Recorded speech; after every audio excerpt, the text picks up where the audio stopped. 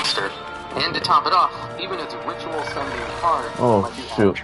monster back I impacted him up. The only way to get over Hail to perfection is to activate the card. The opponent eventually runs out of faith. And then, you have a way to remove the card and resolve it. Or you can get over it and not deal with that. Number 6, Solemn. The Solemn Judgment has the effect where the opponent tries to activate a card effect or summon a monster. You can pay half your life points to stop it and destroy that card. Solemn Warning has the effect where if your opponent activates a card that would summon a monster, or normal summon the monster, you can pay 2,000 life points to negate the summon and destroy that card.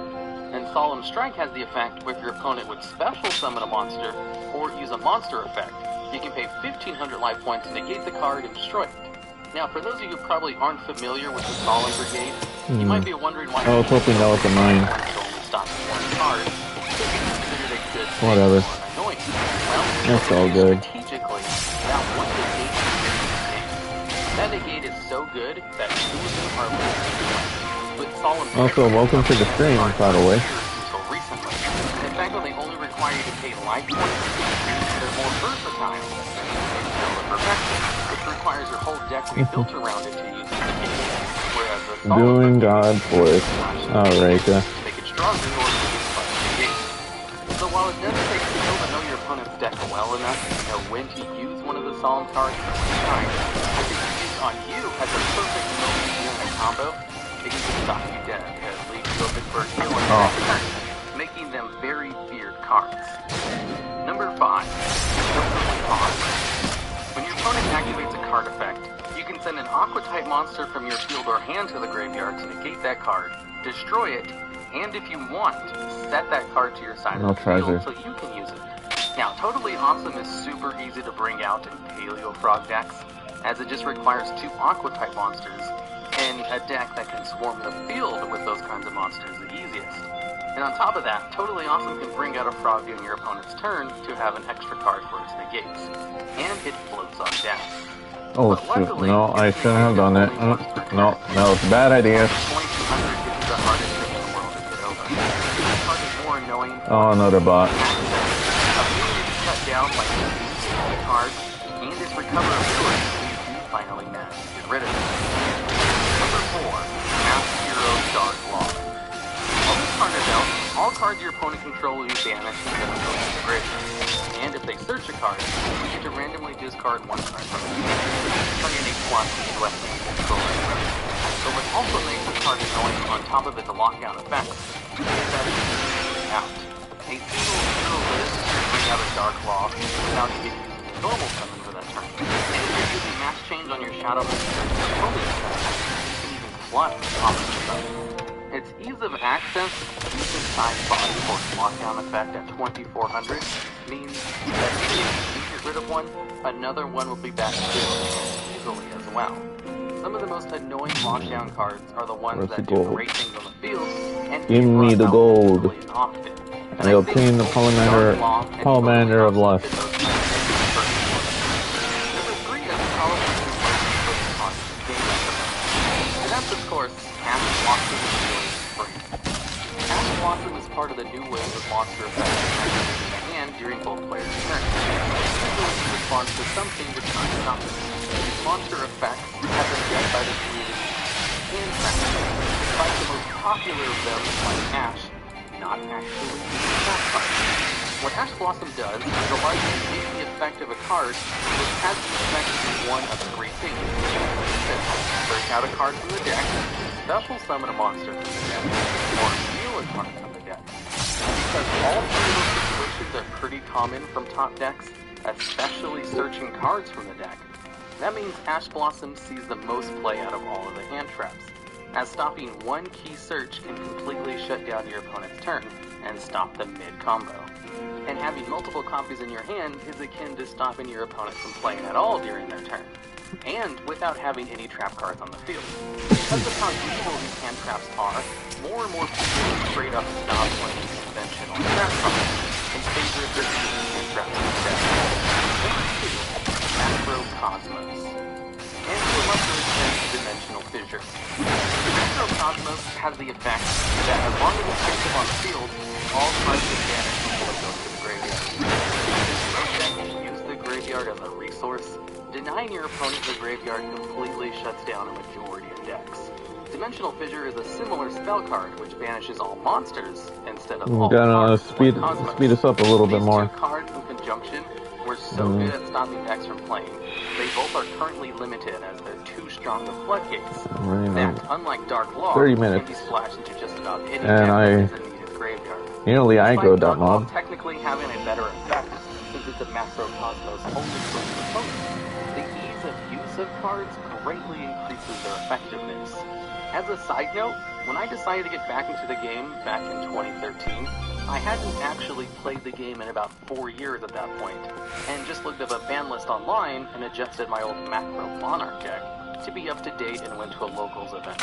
Even though I didn't know what all the new cards were and hadn't played in years, I was still able to win half of my games due to the fact that I ran 3 copies of Macrocosmos and Dimensional Fissure, and those cards were just as an effective floodgate as they used to be back in the day. Number 1. Skill Drain. This card has the effect that, at the cost of 1,000 life points to activate it, all monster effects on the field are negated.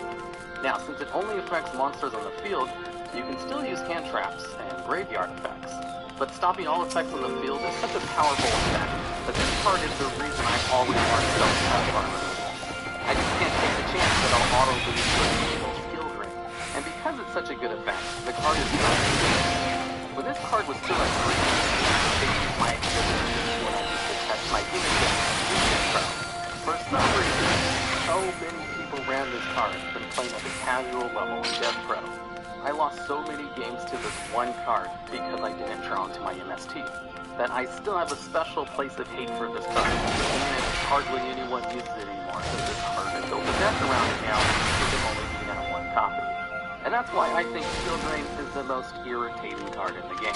That is banned, of course. I kind of left all those cards off the list because I think Alright, like what you heard? Subscribe before you take the content. Down in the comments, would you watch me for Samuel?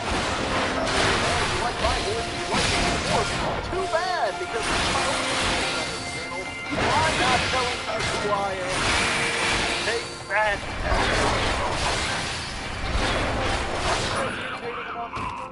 Maybe too irritating. I mean, I know it's supposed to be the theme of the video, but I'm a little worried I might come off as like a jerk, and then no one will want to subscribe to either of our channels.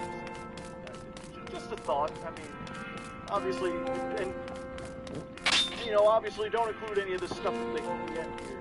Breaking the fourth wall in a video like this can be kind of irritating.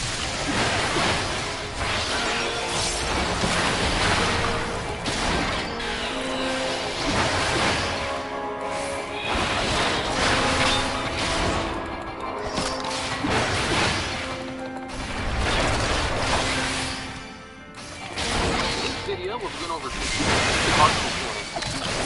generally things that confuse new players to the game, and even a few things that veteran players forget about. And at number 10, just the whole archetype. It's very confusing for new players because it doesn't work exactly the way you think. Let's go first to the Vanguard of Dark World. What it does is this card is discarded to the graveyard by the target. Special summon graveyard. Pretty simple effect. So, if you use the effect of Raigeki Break, it allows you to discard 1 card and destroy 1 card. You'd think that would be good enough to activate the effect of Phage, and you'd be wrong.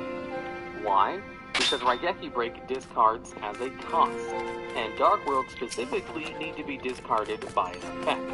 And what separates an effect from a cost? Well, understanding the text of a card very carefully. Cards like Dark World Lightning have effect, which allows you to target 1 set card on the field and destroy it. Then it allows you to discard 1 card. And since the discard is after the destruction, that's the card, which would allow you to activate it. There's also a card like Card Destruction, where both players discard all cards from the field and withdraw the same number of card, which does activate the effects of Dark Hold, because these two effects have been activated, and therefore are part of the effect where neither one of them is covered. And then you have cards like Necromancer, which requires to discard one card first in the effect, then special summon the monster, which does allow you to activate Dark Hold with us, because the effect has a it's a confusing mess to us. But basically, it's because it doesn't say them in its card text and simply sits on the effect without any active words required. So, because Dark Worlds were so confusing to activate, they had to release another archetype called Fate, which activates was discarded by both cost or card effects, which probably just confuses the players more, that there is a whole series of cards out there which do activate from these discards collectively, but that doesn't work with Dark Worlds. Oh! Fuck! Have missing the timing. So, what this one means is... Rip my run! ...the effect that only activates when it's sent to the graveyard, for example, as it's the most common way this effect happens, there is a chance that you just can't use the effect under certain circumstances. For example, the entire Yang Xing archetype. They all have the effect which reads, when this card you control is destroyed by battle or card effect and sent to the graveyard, you can special summon... Oh my gosh. ...which is a pretty simple to understand effect. But it can miss timing if it's not right. I think I'm gonna take a break. So say you have a Yang Xing monster inside of the field, and then you use Dark Hold to try to destroy it so you can activate its effect. Then your opponent chains a Raigeki break to your Dark Hold in order to destroy the exact same Yang Xing monster. Well, then the chain would resolve backwards, Raigeki break would destroy your card, then Dark Hold would activate afterwards. And since the last thing that happened was the Dark Hole activating, you'd miss the timing of being able to use the Yang Xing. Another card, Blue Dragon Summoner, it has the effect that if this card is sent from the field to the graveyard, you can add one monster from your deck to your hand. If Blue Dragon Summoner was destroyed under the exact same conditions, its effect would activate and allow you to search out the card. The difference between the two is that Blue Dragon Summoner has if in its card text, whereas the Yang Xing has when. Cards with if can activate in a more generous window as long as their conditions are met. Whereas when cards need to activate immediately when their conditions are fulfilled. Unless it's a mandatory effect, like Skull-Marked Ladybug for example. It has the effect, when this card is sent to the graveyard, increase your life points by 1,000 points. And since there's no option to activate this, it can't miss timing and will always go off. So, some when cards miss timing... And that was a short stream. The way to remember it is whether or not... Yeah, I'm gonna be taking a break, so... If it's an optional when effect... When it happens again, I'll be sure to stream it. But if it's a when mandatory effect...